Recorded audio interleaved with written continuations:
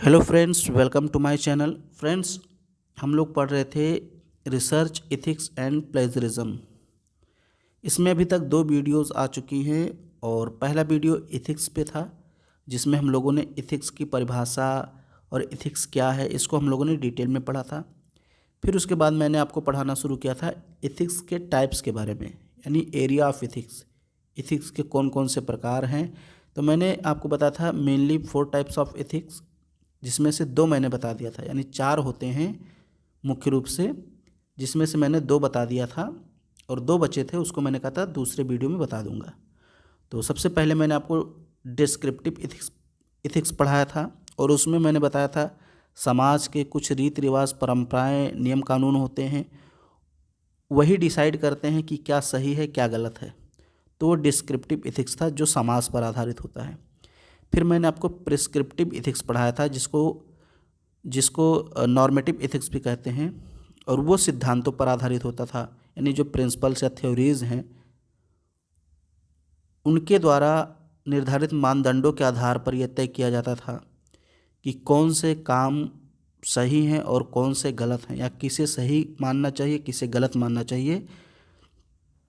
तो 2 चीज़ें हो गई, एक तो समाज के द्वारा डिसाइड किया जाएगा डिस्क्रिप्टिव एथिक्स में, और सिद्धांतों और प्रिंसिपल्स यानी जो सिद्धांत हैं, थ्योरी हैं, उसके द्वारा जो डिसाइड किया जाएगा वो था नॉर्मेटिव एथिक्स। आज हम लोग पढ़ेंगे मेटा एथिक्स और अप्लाइड एथिक्स। बहुत ही इंपॉर्टेंट है, यहाँ से भी प्रश्न पूछे जाते हैं। ये डिस्क्रिप्टिव एथिक्स है, ये हम लोगों ने पढ़ लिया है। फिर यहाँ पे नॉर्मेटिव एथिक्स या इसी को प्रिस्क्रिप्टिव एथिक्स कहते हैं, ये थ्योरीज पे आधारित होता है, प्रिंसिपल्स पर आधारित होता है, इसको भी हम लोगों ने पढ़ लिया, 2 हो गया। और आज हम लोग पढ़ेंगे मेटा एथिक्स। मेटा एथिक्स क्या होता है, इसको समझने के लिए सबसे पहले आपको नॉर्मेटिव एथिक्स थोड़ा समझना है।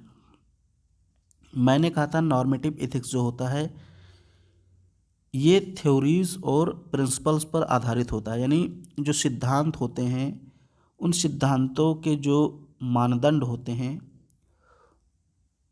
उन मानदंडों पर, या उन मानदंडों को जो फॉलो करते हैं वो काम सही होते हैं, और जो उसके विपरीत काम करते हैं, उन मानदंडों के विपरीत काम करते हैं, थ्योरी के विपरीत काम करते हैं, वे गलत होते हैं। अब यहाँ पे बताया गया है कि वे गलत क्यों होते हैं, वे सही क्यों होते हैं, कौन कौन से शब्द सही होते हैं, कौन कौन से शब्द गलत होते हैं, उन सभी के बारे में डिटेल में जानकारी मेटा एथिक्स में दी गई है। अब इसको पढ़ते हैं, फिर आप लोग समझते चले जाएंगे। Meta ethics is the study of what ethical terms and theories actually means. Meta ethics में अध्ययन किया जाता है कि इथिकल टर्म्स, नैतिक शब्द एंड थ्योरीज और सिद्धांतों का एक्चुअली मीन, मतलब क्या होता है। यानी जो नैतिक शब्द होते हैं, जैसे नैतिक शब्द कौन से हो गए, ईमानदारी, सच्चाई, अनुशासन, पारदर्शी, जवाबदेही, कर्तव्यनिष्ठा, ये सब क्या है, ये सब एथिकल टर्म्स हैं। तो इनका मतलब क्या होता है, एंड थ्योरीज, और थ्योरी यानी सिद्धांतों का क्या मतलब होता है, इस चीज़ का हम अध्ययन कहाँ करते हैं, मेटा एथिक्स के अंतर्गत।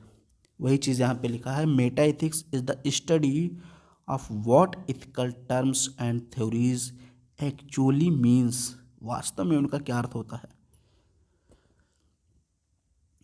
इट एग्जामिन्स, ये बताता है कि whether the theories in normative ethics are valid, कि क्या नॉर्मेटिव एथिक्स में जो थ्योरी दी गई है वो वैलिड है, एंड मेक सेंस, और क्या उसका कोई अर्थ है या नहीं। तो ये क्या बताता है, मेटा एथिक्स बताता है कि भाई जो नॉर्मेटिव एथिक्स अभी आपने पढ़ा है उसमें जो थ्योरी दी गई हैं उनका कोई अर्थ है, वे वैलिड हैं, वैध हैं या अवैध हैं, क्या है, सही हैं या गलत हैं। ये उनके बारे में बताता है, उनका कोई सेंस है कि नहीं। When we use words like right, wrong, good और बैड, जब हम कुछ शब्दों का प्रयोग करते हैं जैसे राइट यानी सही, रॉन्ग गलत, गुड अच्छा, बैड बुरा, टू जज ह्यूमन एक्शंस, मनुष्य के कार्यों को जज करने के लिए यानी उसको निर्धारित करने के लिए जब इन शब्दों का प्रयोग करते हैं, मेटा इथिक्स हेल्प्स, तो मेटा इथिक्स मदद करता है अस हमारी अंडरस्टैंड ये समझने में what these terms really refer to, कि ये टर्म्स किस ओर इशारा करते हैं। मेटा इथिक्स कह रहा है कि जब हम किसी मानव के एक्शंस यानी ह्यूमन एक्शंस को जज करने के लिए कुछ शब्दों का प्रयोग करते हैं जैसे गुड, रॉन्ग, बैड, राइट, ठीक है, तो किसी ह्यूमन एक्शंस को जज करने के लिए राइट, रॉन्ग, गुड, बैड शब्द का जब हम प्रयोग करते हैं तो इन शब्दों का मतलब क्या होता है, ये किस ओर रिफ़र करते हैं यानी इशारा करते हैं।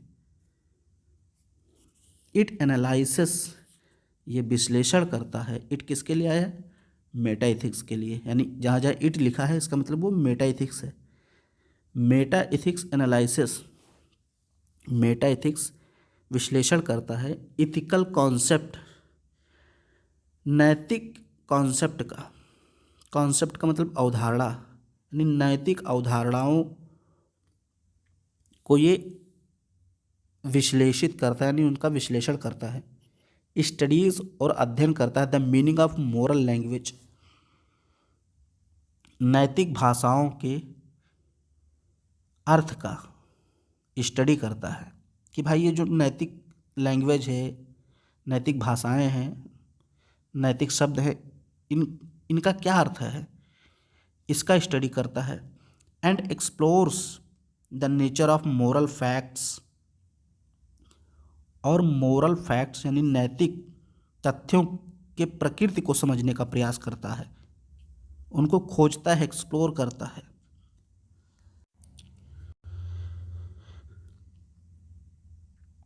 Meta ethics tries, Meta ethics प्रयास करता है टू अंडरस्टैंड, समझने का, द फंडामेंटल नेचर, मूलभूत स्वरूप ऑफ इथिकल प्रॉपर्टीज, नैतिक गुणों का, एंड हाउ, और कैसे, मोरल इवैल्यूएशंस वर्क, नैतिक मूल्यांकन काम करते हैं, यानी नैतिक मूल्यांकन कैसे काम करते हैं, और नैतिक प्रॉपर्टीज़ क्या हैं यानी नैतिक गुण क्या हैं, इन सभी के स्वरूप को यानी इन सभी के फंडामेंटल स्वरूप को, मूलभूत स्वरूप को समझने का प्रयास मेटा इथिक्स करता है।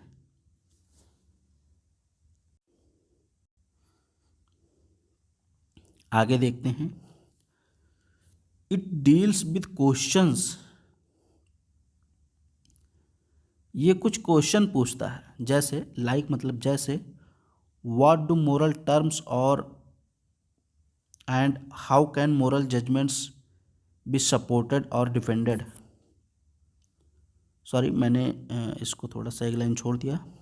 व्हाट डू मोरल टर्म्स, कि नैतिक शब्द क्या होते हैं, और जजमेंट्स रियली मीन, और निर्णय का मतलब क्या होता है वास्तव में। तो मेटा इथिक्स जो है वो कुछ क्वेश्चन करता है, और क्वेश्चन कैसे करता है कि भाई ये जो नैतिक बार बार आप कह रहे हैं नैतिक नैतिक नैतिक, तो ये नैतिक शब्द होता क्या है, और सही गलत का जो आप निर्णय करने की बात करते हैं तो ये निर्णय वास्तव में क्या होता है। मेटा इथिक्स इसी की बात करता है कि पहले इन शब्द को तो रिफ़र करो, इनको तो आप समझाओ। What is the nature of moral judgements, और नैतिक निर्णय का स्वरूप क्या होता है, नेचर का मतलब स्वरूप, ये भी बताओ। And how can moral judgements be supported और डिफेंडेड, और किसी नैतिक निर्णय का कैसे सपोर्ट किया जाए और कैसे डिफेंड किया जाए, यानी कैसे उसको समर्थन दिया जाए, कैसे उसके विरोध में जाया जाए, ये सवाल भी मेटा इथिक्स करता है। इन सिंपल वर्ड्स, अब साधारण शब्दों में मेटा इथिक्स का क्या अर्थ होता है?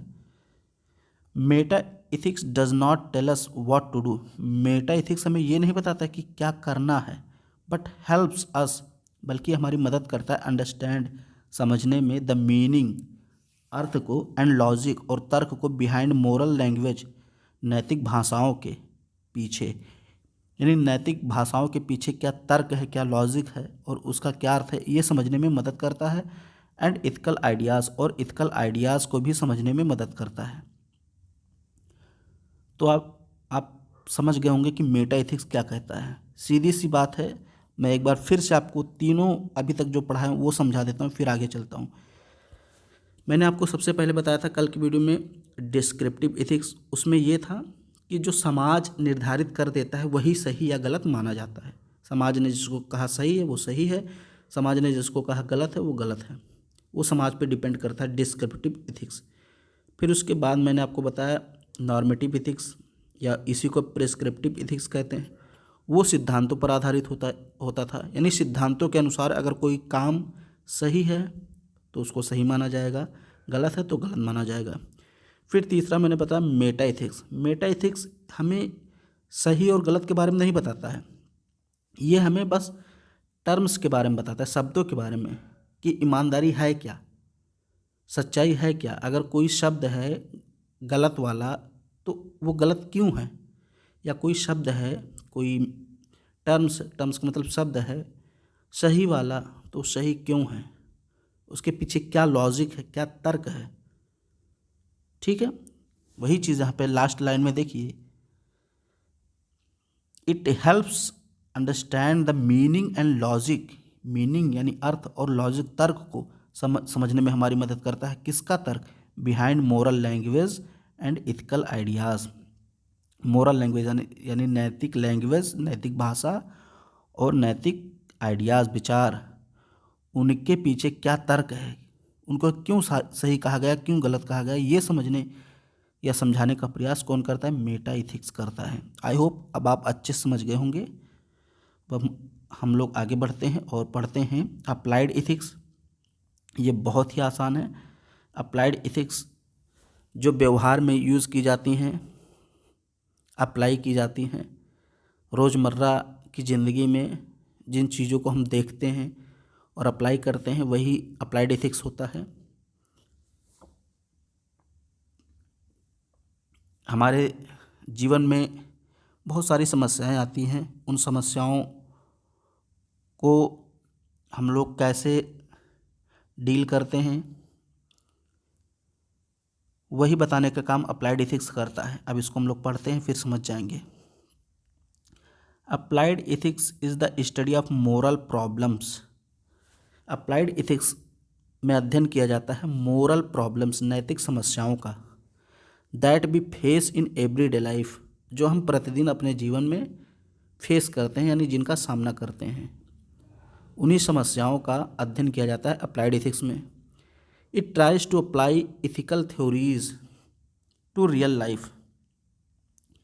ये प्रयास करता है टू अप्लाई करने का, इथिकल थ्योरीज, नैतिक सिद्धांतों को, टू रियल लाइफ सिचुएशंस, वास्तविक जीवन के स्थितियों में, एंड हेल्प्स अस, और हमारी मदद करता है, यूज़ मोरल प्रिंसिपल्स, कि हम मोरल प्रिंसिपल्स का यूज़ करें, टू अंडरस्टैंड, समझने में, एंड सॉल्व, और सॉल्व करने में, ना डिलेमास का मतलब दुविधा, यानी जब हम दुविधा की स्थिति में होते हैं, जब हम मोरल प्रॉब्लम्स में फंसे होते हैं, यानी हमारे सामने नैतिक समस्याएं होती हैं, दुविधा की स्थिति, डिलेमास का मतलब दुविधा, यानी दो तरफ,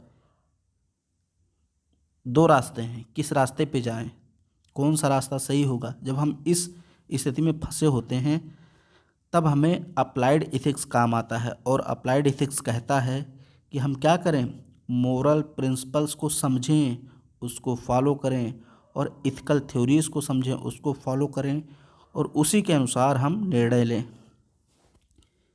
यानी अप्लाइड एथिक्स सीधे सीधे तौर पे हमें इंडिकेट कर देता है कि अभी तक हम लोगों ने जो थ्योरीज़ पढ़ी हैं, जो प्रिंसिपल्स पढ़े हैं, नैतिक सिद्धांतों को जो हमने पढ़ा है, उनको हम लोग वास्तविक जीवन में कैसे अप्लाई करें, और उनसे हम कैसे मदद लें अपने जीवन की दुविधाओं को, समस्याओं को सुलझाने में। मैनी इशूज़ अराइज, बहुत सारे मामले उठते हैं due to changes in lifestyle में बदलाव के कारण, एंड सोसाइटी, और सोसाइटी में, यानी समाज और लाइफ स्टाइल में बदलाव होता है तो बहुत सारी समस्याएं उत्पन्न होती हैं। Applied ethics deals with questions, applied ethics में कुछ क्वेश्चंस पूछे जाते हैं, जैसे अब अप्लाइड इथिक्स में कैसे क्वेश्चन पूछा जाएगा, कैसे, देखिए यहाँ पे, इज़ अबॉर्शन इमोरल, अबॉर्शन का मतलब आप जानते ही हैं, गर्भपात, क्या गर्भपात अनैतिक है। अब इसमें देखिए डिलेमा की स्थिति, डिलेमा जो मैंने आपको बताया था, दुविधा मतलब दोनों ओर कि क्या सही क्या गलत। अब कोई अगर आपसे पूछ ले कि इज़ अबॉर्शन इमोरल, क्या गर्भपात अनैतिक है, तो आप सोचेंगे कि अनैतिक है भी, कई मामलों में सही भी है, कई मामलों में गलत भी है, तो ये दुविधा की स्थिति है। अब इससे निपटने के लिए अप्लाइड इथिक्स की ओर जाएंगे आप, और अप्लाइड इथिक्स आपको भेज देगा इथिकल थ्योरीज के पास।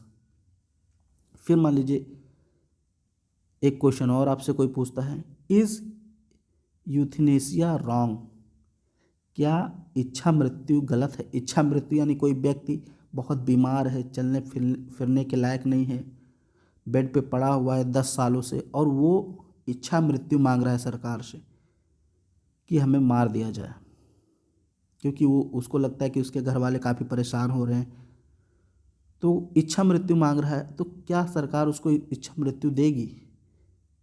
अब भाई एक प्रकार से देखा जाए तो ये गलत है कि किसी व्यक्ति को मारना नहीं चाहिए, लेकिन अब चूँकि वो व्यक्ति खुद मरना चाह रहा है तो सही भी है, उसकी भी इच्छा पूरी की जाए, तो ये दुविधा की स्थिति है। तो इसमें आपको अप्लाइड एथिक्स लागू करना पड़ेगा। फिर अब ये देखिए इज़ अफर्मेटिव एक्शन राइट और रॉन्ग। अफर्मेटिव एक्शन यानी सकारात्मक एक्शन लिए जाते हैं, वो सही होते हैं या गलत होते हैं। अब ये भी दुविधा की स्थिति है। अब मैं इसको समझा देता हूँ, एक बहुत ही अच्छा उदाहरण है। जैसे अक्सर जो है आरक्षण के पीछे लोग डिस्कस करते रहते हैं कि आरक्षण गलत है कि सही है, तो वो सरकार के द्वारा लिया गया एक अफर्मेटिव एक्शन होता है। आरक्षण क्या है, अफर्मेटिव एक्शन है, ठीक है। वो समानता लाने के लिए असमानता अपनाया गया है। भले ही आरक्षण देते हैं तो एक असमानता की स्थिति उत्पन्न होती है कि कुछ लोगों को छूट दे दी जाती है, ठीक है, तो लोगों को लगता है कि ये तो असमानता है, ये तो गलत बात है, भेदभाव हो रहा है। लेकिन आप सोचिए कि वो असमानता दी क्यों जा रही है, समानता लाने के लिए, तो उसी को अफर्मेटिव एक्शन कहते हैं। तो कुछ लोग इसके विरोध में आएंगे, कुछ कहेंगे सही है, कुछ कहेंगे गलत है। वही चीज़ दुविधा की स्थिति। व्हाट आर ह्यूमन राइट्स, मानव के अधिकार क्या हैं, and how do we define them, और उनको हम कैसे डिफाइन कर सकते हैं, यानी मानव के अधिकार कौन कौन से हैं, उनको हम कैसे परिभाषित करते हैं। ये भी एक दुविधा की स्थिति है। डू एनिमल्स हैव राइट्स, क्या जानवरों के भी अधिकार होते हैं। अब कुछ लोग कहेंगे हाँ होते हैं, कुछ लोग कहेंगे जानवरों के क्या अधिकार, वो तो जानवर है ही। And do individuals have the right of self determination, और क्या किसी व्यक्ति को सेल्फ डिटर्मिनेशन यानी अपना निर्धारण, स्वयं निर्धारण करने का अधिकार है उसके पास कि नहीं, कि जीवन में वो अपने निर्णय खुद ले सके, या किसी व्यक्ति के पास ये अधिकार है कि नहीं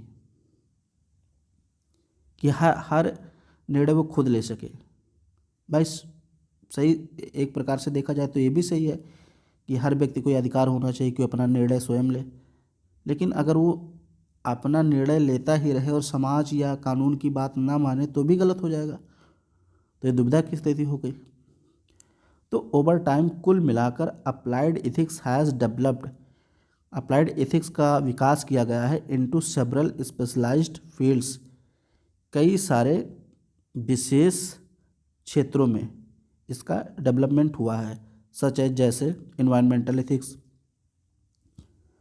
पर्यावरणीय नैतिकता, मीडिया एथिक्स, इसको मीडिया नैतिकता बोलते हैं, बिजनेस एथिक्स, बिजनेस एथिक्स यानी व्यावसायिक नैतिकता, लीगल एथिक्स, कानूनी नैतिकता, एंड एथिक्स ऑफ केयर। तो ये सब जो है अप्लाइड एथिक्स के प्रकार हैं। इसके बारे में आपको नहीं पढ़ना है। अप्लाइड एथिक्स बहुत आसान था।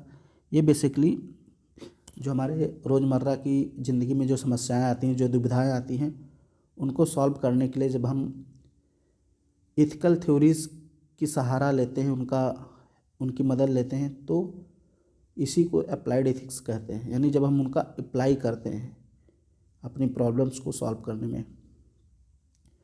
तो ये आपका जो टाइप्स ऑफ एथिक्स था ये कंप्लीट हो गया है और चारों टाइप्स मैंने पढ़ा दिया है, बहुत डिटेल में पढ़ाया है। उम्मीद करता हूँ आपको पसंद आया होगा। तो वीडियो लाइक शेयर सब्सक्राइब ज़रूर करें।